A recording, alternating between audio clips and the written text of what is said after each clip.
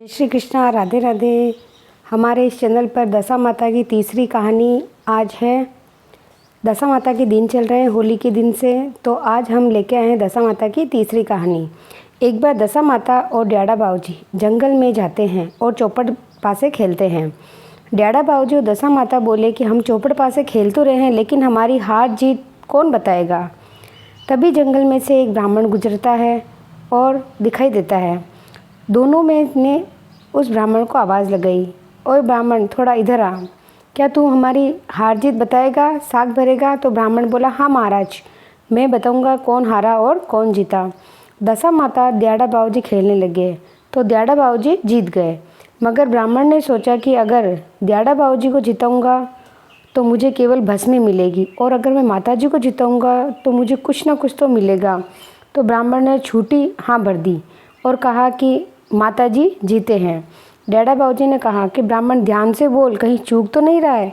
ब्राह्मण बोला, नहीं महाराज, मैं बिल्कुल सही कह रहा हूँ, कोई चूक नहीं हुई, माता जी जीते हैं, दशा माता जीती है। दशा माता ने अपनी अंगुली में से हीरे की अंगूठी उतारी और ब्राह्मण को दे दी। ब्राह्मण अंगूठी लेकर खुशी खुशी गया और रास्ते में एक तालाब आया, जहाँ तालाब के नीचे वो पानी पीना बैठा और सोचा थोड़ा यहाँ पे विश्राम कर लूँ और स्नान कर लूँ। उसने पानी के अंदर जैसे ही तालाब की पाल पर रखा अंगूठी और अपने वस्त्र, एक मछली आई और उस अंगूठी को लेकर चली गई। ब्राह्मण अंगूठी न पाकर बहुत दुखी हुआ और अपने घर चला गया। अगले दिन जब ब्राह्मण जंगल से गुजर रहा था तो फिर दशा माता ड्याड़ा बाबूजी ने उसको आवाज़ दिखाई कि हम चौपड़ भासे खेल रहे हैं और हमारी साख भरना। उसने हाँ कर दी। इस बार भी उसने झूठ में ही दशा माता को जिता दिया। माताजी प्रसन्न हुई। उन माताजी ने अपने हाथ का कंगन खोलकर उसे दे दिया। वह कंगन लेकर घर जाकर ताक में रख दिया। तभी पड़ोसन किसी काम से आई थी और वह चुपके से कंगन उठाकर ले गई।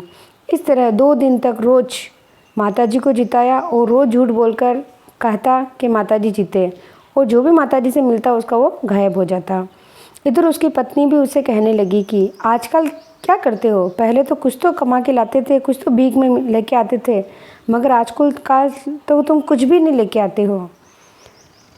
कहाँ जाते हो, क्या करते हो, घर में खाने के लिए भी कुछ नहीं है, अन्न के दाने तक नहीं बचे हैं। तब वह अपनी पत्नी को सारी बात बताता है कि मैं जंगल में गुजर रहा था तो रास्ते में मुझे दशा माता और ड्याड़ा बाबूजी मिले। दोनों ने मुझे हार जीत की साख भरवाई, परंतु मैं रोज़ाना झूठ बोलकर माताजी को जिताता था और पिताजी की हार बताता था। तब उसकी पत्नी सारी बात समझ गई और कहने लगी कि आज से पिताजी को जिताना। तब ब्राह्मण वापस जंगल में गया और उसी रास्ते पे गया। उसी रास्ते पे जाते जाते वापस दशा माता ड्याड़ा बाबूजी ने उसको बुलाया और कहा कि हमारी हार जीत की साख भरना। तब ब्राह्मण जंगल की तरफ गया। उसने वैसा ही कहा जैसा उसकी पत्नी ने कहा। ब्राह्मण ने कहा कि आज तो खेल में ड्याड़ा बाबूजी जीते हैं। ड्याड़ा बाबूजी हंसने लगे। ब्राह्मण, आज तो तू कुछ गलती कर रहा है। इस पर ब्राह्मण बोला, नहीं नहीं महाराज, मैं आज कोई गलती नहीं कर रहा हूँ। तब ड्याड़ा बाबूजी ने उसकी झोली में अपनी एक भस्म निकाली और डाल दी और एक टक्का दे दिया उसको। वह मन में बहुत दुखी हुआ कि पत्नी की बात मानकर मैंने पिताजी को जिता दिया, पर उन्होंने मुझे केवल एक टक्का दिया है और ये भस्मी दी है। अब मैं इसको क्या करूँ, क्या बताऊँगा उसको। अब आज पत्नी को जाकर क्या कहूँगा, सोचते सोचते चुपचाप जाकर बैठ गया। उसकी झोली में जो भस्मी थी वो एक कोने में डाल दी, उस टक्का था वो रख दिया, क्योंकि एक टक्के से कुछ मुझको मिल भी नहीं सकता था। बाहर जाकर मंदिर के पास बैठ गया। जैसे ही उसकी पत्नी आई और वो देखती है कि घर में तो पूरा घर जहाँ उसने भस्मी डाली थी हीरे मोती जगमगा उठा। वह तो दंग रह गया। बाजार में बहुत सारे खाने पीने का सामान ले, नए कपड़े ले, गहने लेके आ गई, तरह तरह के भोजन बनाने लगी। इधर ब्राह्मण मन ही मन बहुत दुखी हो रहा था कि अब उसकी पत्नी आएगी तो क्या जवाब दूंगा। मन ही मन सोच के बहुत दुखी हो रहा था। अचानक थोड़ी देर में उसके बच्चे बुलाने आए कि बापू, माँ घर बुला रही। वो डरता डरता घर गया और कहा कि हाँ तुम चलो, मैं आ रहा हूँ। वह घर जाकर देखता है कि घर में तो खूब सारा अन्न धन हो गया है, सब तरफ खुशी खुशी हो गई है। भोजन करने लगते हैं।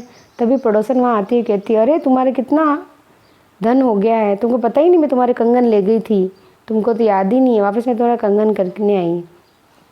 उधर ब्राह्मण संध्या की आरती के समय तालाब के किनारे गया और स्नान करने के लिए तालाब में उतरा ही था कि वो देखता है कि मछली वापस किनारे पर उसकी अंगूठी डाल रही थी।